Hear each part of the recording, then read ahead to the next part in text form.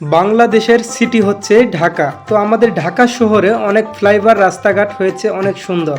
তো দেখেন এত শখের রাস্তাটা, যে ফ্লাইওভার আমরা শখ করে গাড়ি নিয়ে উঠবো অথবা হেঁটে যাব। হেঁটে যাওয়ার তো ফ্লাইওভারে কোনো সিস্টেম নাই, আর হেঁটে যাওয়াটাও ঠিক না। তো সেই হিসাবটা বাতিয়ে দিচ্ছি। তো আমরা ধরেন একটি গাড়ি ভাড়া নিলাম অথবা আমাদের নিজস্ব গাড়ি রয়েছে, সেই গাড়ি নিয়ে আমরা ফ্লাইওভারে উঠলাম। এখন সেই ফ্লাইওভারে উঠতে হলে আপনাকে গুনতে হবে টাকা। তো এই টাকার পরিমাণ কীরকম? 500 থেকে 1000 টাকা।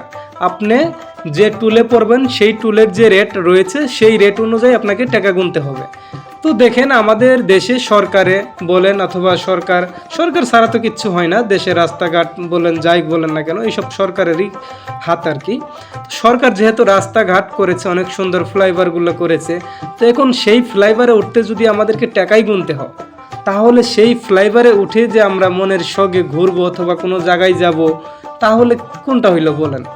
যদি এক জায়গায় মানে সরকারি একটা জায়গায় যদি ঘুরতে গিয়ে টাকা গুনতে হয়, তাহলে সে জায়গায় ঘুরে কি কোনো মজা থাকে? আর টাকা দিয়েই যদি আপনি ঘুরেন, তাহলে সেই ঘোরার তো আপনার কোনো শান্তি লাগবেই না। আর এক হচ্ছে সেই ঘোরার ভিতরে আপনার একটা কেমন জানি একটা জিনিস ফ্রেশ হবে, সেটা হচ্ছে যে আপনার এখানে টাকা দিয়ে ঘুরতেছেন, এই ঘোরাটা আপনার ওরকম মানে মজা হয়ে উঠবে না আর কি। দেখেন টাকা হলে কিন্তু অনেক জায়গায় যাওয়া যায়, অনেক কিছুই করা যায়। পুরোটা পৃথিবী আপনারা যদি ঘুরতে চান, এই টাকার উপরে ঘুরতে পারবেন। তাহলে আমাদের নিজস্ব দেশ, যে দেশে আমরা জন্মগ্রহণ করেছি, যে দেশ আমাদের, সেই দেশের সরকার রাস্তাঘাট করেছে, সেই রাস্তাঘাটে আমাদের যদি চলাচল করতে হয়, তাহলে গুনতে হবে আমাদের টাকা। আর এই টাকা যদি আপনার পকেটে না থাকে, আপনার কিন্তু সেই রাস্তা দিয়ে যাওয়ার মতো প্রসেস সিস্টেম থাকবে না। কেমনে থাকবে বলেন? যদি আপনার পকেটে টাকা নাই থাকে, আপনার সেই রাস্তা দিয়ে ঘুরতে পারতেছেন না, অথচ আপনার দেশেই সেই রাস্তাটা হয়েছে, আপনাদের সরকারই করেছে, অথচ সেই রাস্তায় যদি আপনি যেতে চান, আপনাকে টাকা ছাড়া যাইতে দেওয়া হয় না। এই জিনিসটা আমার কাছে কেমন জানি লাগলো, বুঝছেন? ধরেন রাস্তা করেছে, ফ্লাইওভার করছে, এটা আমাদের কাছে খুবই ভালো লাগতেছে, আনন্দ। আমাদের দেশে রাস্তাঘাট হয়েছে, ফ্লাইওভার হয়েছে, এখন আমরা চলাচল করে শান্তি পাবো, ভালো লাগবে।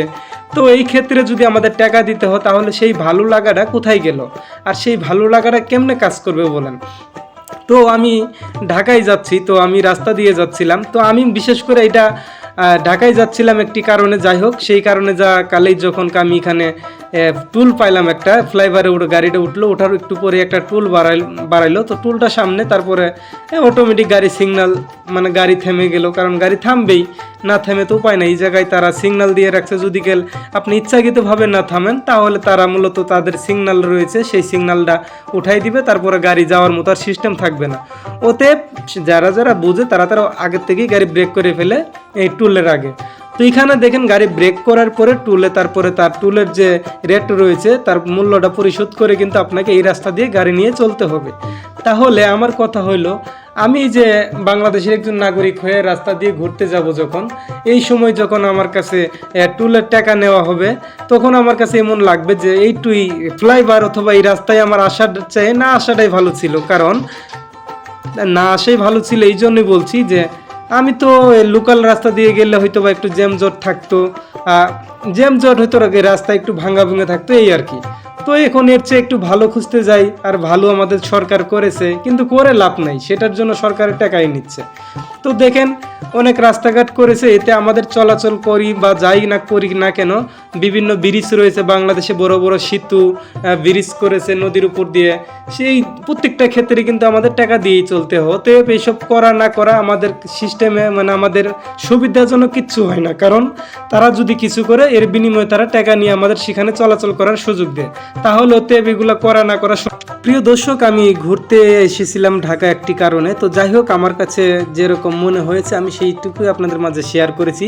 তবে আপনাদের কি মনে হয় অবশ্যই আপনারা কমেন্ট করে জানাবেন। এই সকল টুলের টাকা, তারপরে এই যে ব্রিজ, এগুলাতে গেলে যে টাকা নেই, এটাকে আসলে ঠিক না বেঠিক অবশ্যই কমেন্ট করে জানাবেন। তো ধন্যবাদ, ভালো থাকবেন।